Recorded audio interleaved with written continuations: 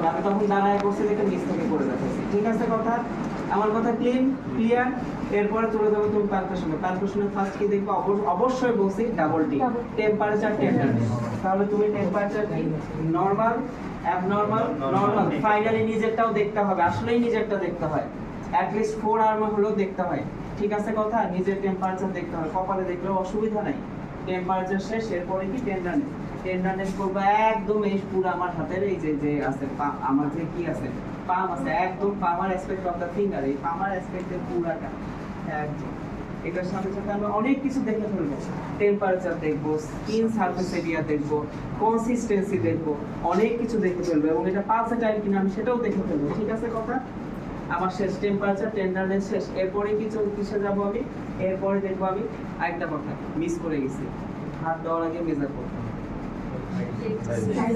হাত দেওয়ার আগে কিন্তু মেজার করতে হবে। আমরা মেজার করি না কারণ আমরা ফিঙ্গার প্রিন্টে মেজার করে ফেলি, কিন্তু স্টুডেন্টদের কিন্তু অবশ্যই কি করতে হবে? হাত দেওয়ার আগে মেজারিং প্রিন্টে মেজার করতে হবে। আমরা ফিঙ্গার প্রিন্টে মেজার করে ফেলি, আমরা এই একটা ফিঙ্গার প্রিন্টকে 1 সেন্টিমিটার ধরি, আমরা এটাকে গড় করতে 4 সেন্টিমিটার ধরবো।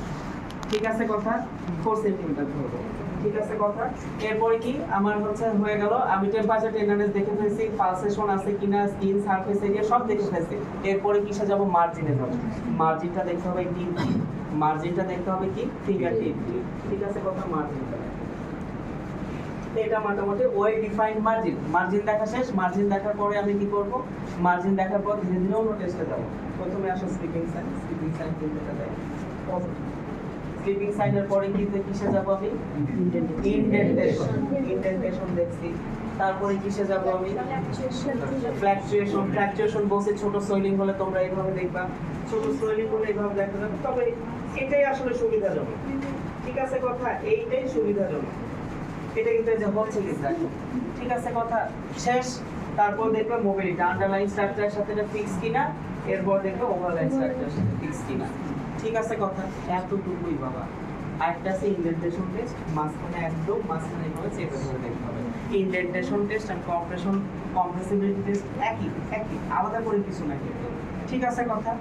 এতটুকুই হচ্ছে আমার এক্সামিনেশন প্রপার। এক্সামিনেশন শেষ। আচ্ছা, কে নিয়ে আসছো সেটা দিয়ে আসছো।